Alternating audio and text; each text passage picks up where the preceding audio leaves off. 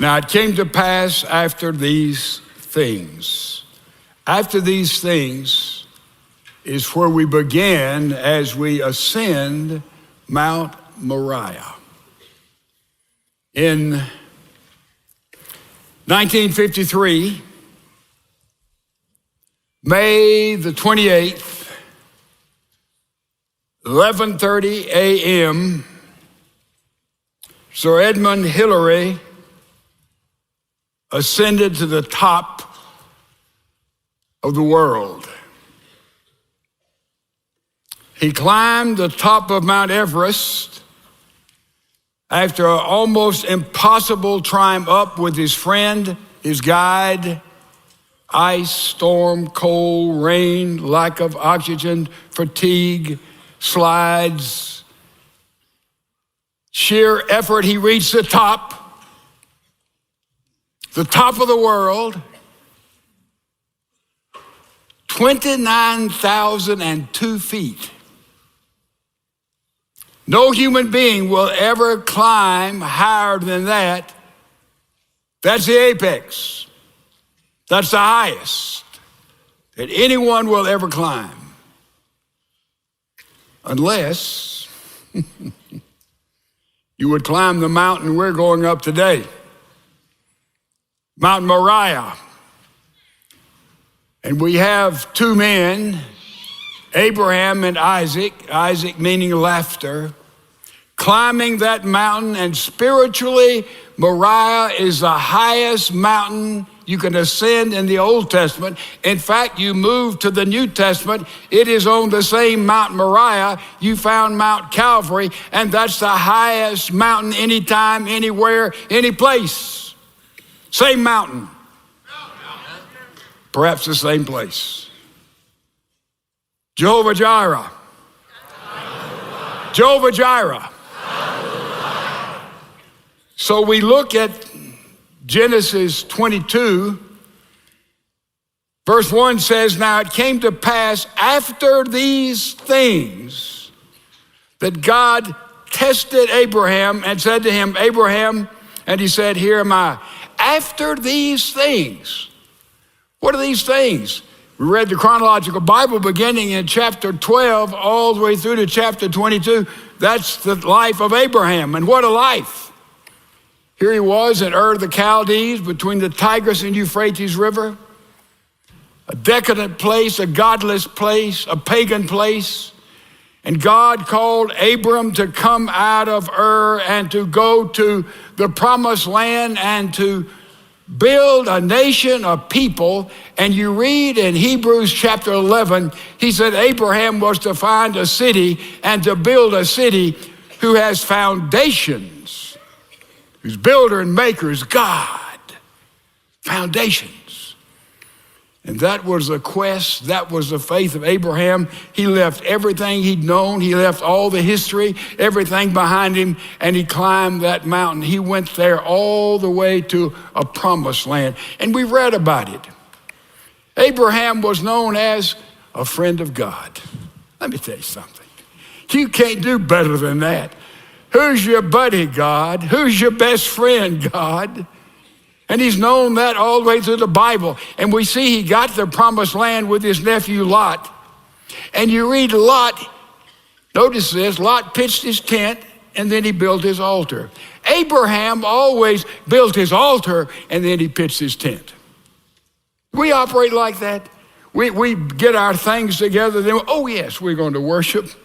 Or we start off and say, I'm going to worship, and then out of worship, I'm going to get all my stuff together. Built an altar, pitched his tent. That was Abram. And what a life he lived. God blessed him. He was prosperous. Man, he fought battles to rescue his nephew Lot. And he went into Sodom and Gomorrah and he tried to negotiate with God and be the mediator so the judgment would not come down upon those decadent, godless people. Quite a guy, quite a man. And the angel spoke to him early and said, Abram, you're going to be the father of a great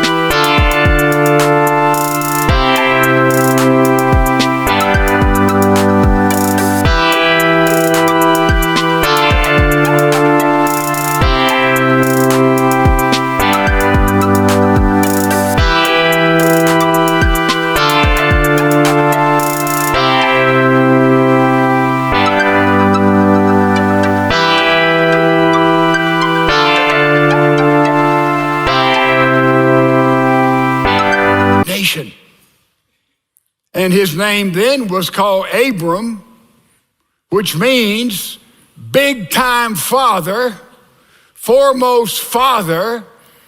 The angel said, we don't call you that anymore. By the way, people meet Abram and said, man, you're called foremost father. How many children do you have? He's not a one. Oh. Then the angel said, we're going to name you Abraham, which means father of multitudes, father of many. And he said, well, what's your name? Abraham. Well, how many children do you have? You father of multitudes. I don't have a one. So they'd see him coming. There's Abraham. He calls himself the father of many. He doesn't even have a single offspring. What a goose. What a joke. But Abraham believed God. But the last time God told him, it said, Abraham, father of many, you're going to have that promised son, and he's going to redeem the world. He's going to build a peculiar people who love me and follow me. He is going to be the progenitor of a whole new congregation of God-fearing people that'll go all the way through eternity. And Abraham said, you know, as he talked with the angel, it's getting a little late. I'm 100 years old. My wife is 90. I mean, you know, it's a little late for this. I don't know what you're talking about, but by faith, I'm going to, I believe you. And Abraham laughed. Don't know what that laugh was. Later on, another angel reaffirmed that promise. And Sarah, behind the curtains, his wife, she laughed. She said, I'm 90 years old. I'm going to have a baby. He's 100. My goodness, no. She laughed. But guess what? Sarah got pregnant. And then a baby was born, and they named him what? Laughter. That's what Isaac means. So they had a little laughter, and they were thrilled. Unbelievable. Laughter. Now the son of promise. Now it is through him the Messiah would come. What a promise. And then we see that he was tested. Fortissimo. These musicians know that word. It's a musical word. And that's what the word tested means there in the Greek. Fortissimo. It means with passion. It means with, man, all the way. It was a test that was severe, overwhelming. Fortissimo. Passionate test. Passion that Clay Walker has when he sings, right? Fortissimo. That's it. And he was tested. It's important that we know this. And that's what the verse tells us. God said, Abraham, and Abraham answered and said, Lord, I'm right here. And then we see the test that happens, and it begins with a conflict. Look at verse 2. Then God said, take now your son, your only son, Laughter, whom you love, and go to the land of Moriah and offer him there as a burnt offering on one of the mountains of which I shall tell you. Offer Laughter as a burnt offering. And a burnt offering, ladies and gentlemen, they would take all of the animal, and put it totally on the altar and let the fire consume it completely. That was a burnt offering. And that's what God asked Abraham to do. Unbelievable, isn't it? Go, take Laughter, the promised one. And there we have, follow me carefully, a conflict. A conflict between the promise of God. Laughter is going to bring all the truth of God, the revelation of God with a new kind of people. And now we have a command that says, take Laughter and put him on the altar as a burnt offering. So here's God's promise and God's command, and they're in conflict with one another. How's this going to happen? Jehovah Jireh. Jehovah Jireh. Elizabeth Elliot was visiting in Northern Ireland, and she visited a sheep farm, a ranch, and she saw there the shepherd was taking the sheep and putting them in vats vats that were held with all kind of medicinal oils to rid the sheep of parasites and other things. And she watched the shepherd take the sheep and put them in the vat and put them down, and they'd come up and he'd put them down again. And she said, I wonder what that sheep thought. Here's my shepherd now trying to kill me.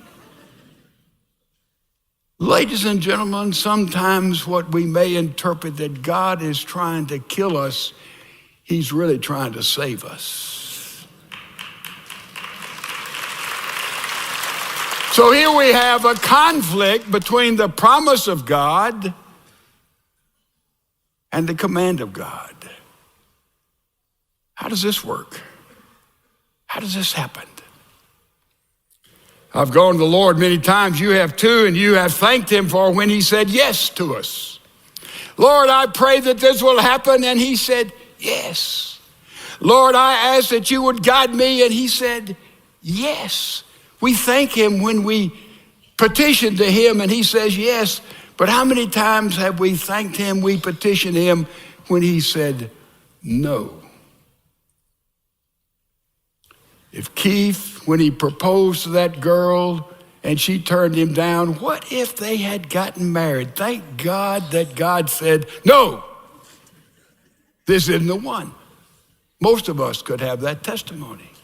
We've gone to the Lord and said, God, I know this is your will. I pray believing that you do this. And God said, no. And I don't understand those big no's in my life. You don't understand it either. But one day we get to heaven, we'll look back and we'll understand when God said no, and we'll thank him for that no. When he says yes, it's easy to thank him, but it is the no's that gets us. Let me tell you something, folks. There's nowhere in the Bible that says that we're to be healthy, wealthy, wise, prosperous, and live long lives. If you'll find that passage, would you bring it and show it to me after the service? You can't find it because it's not there. God is in control of life. Some are brief, some are long, some are tragic, some are full. You see, our purpose is to glorify the Lord, and we do that by seeking him and understanding one thing, Jehovah Jireh. So we have the test, severe test. Take your boy, climb that mountain, make him a burnt offering. And then we have the obedience. This is stunning to me. God gives this breathtaking command, and look at the next verse here. Abraham rose up early in the morning, the next day, saddled his donkey, and took 2 of his young men with him, and Isaac his son, and he split the wood for the burnt offering, and arose and went to the place of which God had told him. By the way, after one of our services, Clay asked me, why did they cut the wood right at the beginning of their trip, and Laughter had to carry, 18 years old probably, all that wood in his back all the way up to Moriah, a 3 days journey? And I said, I've never known. Then I knew exactly why. This is a shadow of Jesus carrying his wood up that same cross as he died for you and me. As the Father offered him a burnt offering, a living sacrifice on that altar for your sin and for my sin. And they went up the mountain. And then notice this. This verse is so very interesting. Then on the 3rd day, verse 4, Abraham lifted his eyes and saw the place far off. And Abraham said to his young men, 2 went with him beside his son. And Abraham said to his young men, stay here with the donkey, and the lad and I, we will go yonder and worship. We will worship. And look at this. We will come back to you. We will go, Laughter and I. We will worship, Laughter and I, and we will come back to you. But the command was to take Isaac and make him and burn him up and make him a burnt offering. What's going on here? You got a conflict here. How does it work? I sing a little chorus to myself usually. It goes like, are there any valleys that seem to be uncrossable? Are there any mountains you cannot tunnel through? No, God specializes on things that seem impossible. He knows 1,000 ways to make a way for you. So we have this conflict. We will go, we will worship, we'll come back. Man, Isaac, laughter is to be a burnt offering on this mountain. Now we understand that, we read it through with jaundiced eyes. Soren Kierkegaard wrote a little book called Fear and Trembling. And in this book, Kierkegaard says he doesn't get this story. He's saying it's a horrific story. A father asked to burn up his son, and he just says, boy, he talks about the obedience of Abraham, how exacting it was. And a lot of people stumble over this test, but it's because we don't understand it in the context of how Abraham saw it. Follow me. In that day, people didn't think individually. They thought in terms of family. And therefore, when the head of the family would die, he would leave most or all of his inheritance to the firstborn. Why? If he sorted out to all the individuals, they had 4, 5, 6, 10, 12, 15 children, all the power of the family would be dissipated. But if they stayed together, and the firstborn would control that family and be the progenitor there of the family, man, that gave them, that's the way it worked in the Middle East. And you read in the Bible, what were the Jews taught to do? What were all the other cultures taught to do? You give to God that which is first.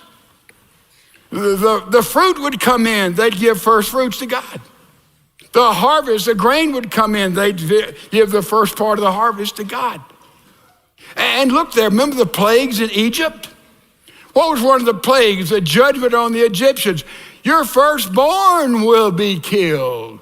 Ooh. But the Israelites escaped that. How? Because a lamb was killed, and a lamb became the substitute for the firstborn. And therefore, when Abraham heard the call to present laughter, Isaac, as the firstborn, as a burnt offering, it wasn't like God said, Abraham, I want you to go to the tent and kill Isaac. Laughter. He'd say, no, that's not the voice of God. I had too many falafels last night. I mean, God wouldn't do that. Abraham, I want you to go kill Sarah. No, God would never do that. But when he said, Abraham, I want you to go offer Isaac, your firstborn, as an offering, he got that. He got that. He understood that. That's in the principle of the whole posture that we work through here. See, a totally different thing. And by the way, Isaac, laughter, got it as well. Look at the next passage. Oh, the passage of the lamb.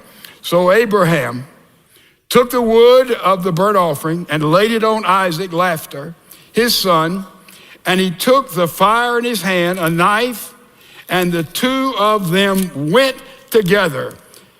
And laughter spoke to Abraham, his father, and said, my father? He said, here I am, my son. Then he said, look, the fire and the wood, but where is the lamb for the offering?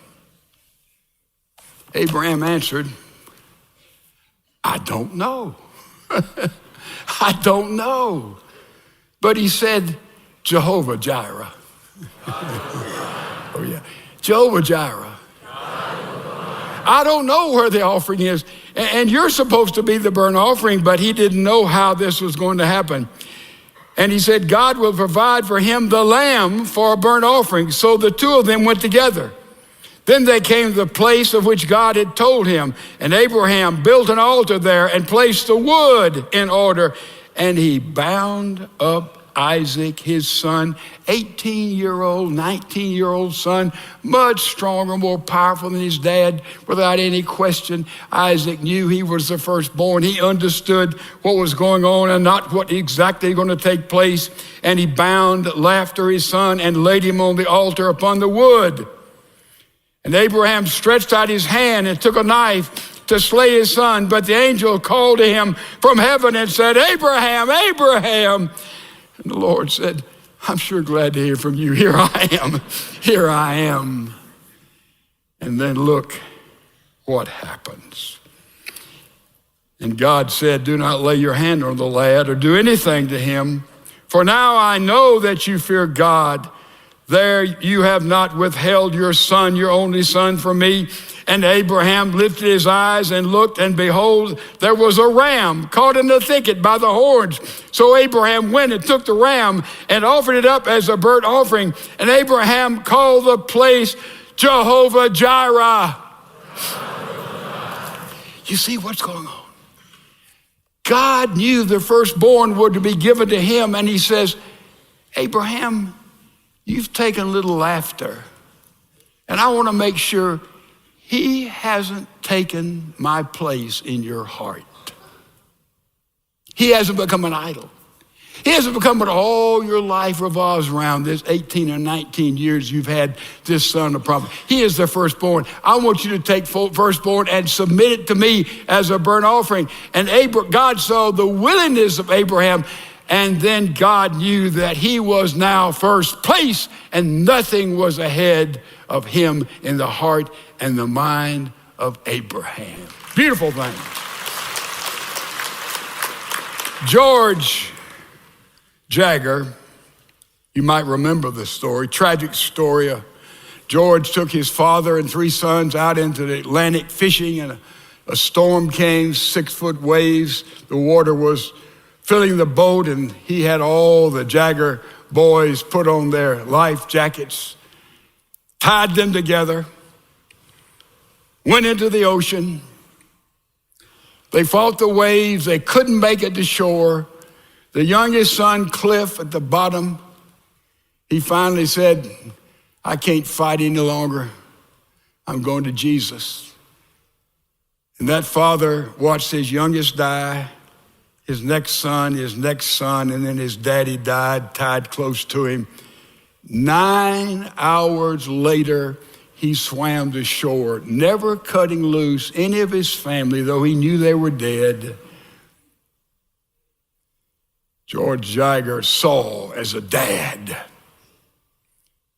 Oh, his father died and his boys die, and he saw them as they died with confidence because he built into them Jesus. Laughter got on that altar. Why? Because he'd been on that altar. He had been a worshiper. He'd watched his dad worship. He'd been many times with his dad. He knew he could be the offering. He knew he was a miracle son. He knew if somehow he was killed that God would bring him back to life again. He didn't have any problem. He was taught to climb and live his life on an altar. Parents, that's what we must build in our kids. So when the bottom of their lives falls out, or the bottom of our lives falls out, when we want God to say yes and he says no, they will see that we have a firm foundation on Jesus Christ that is beyond this life and beyond the suffering of the day.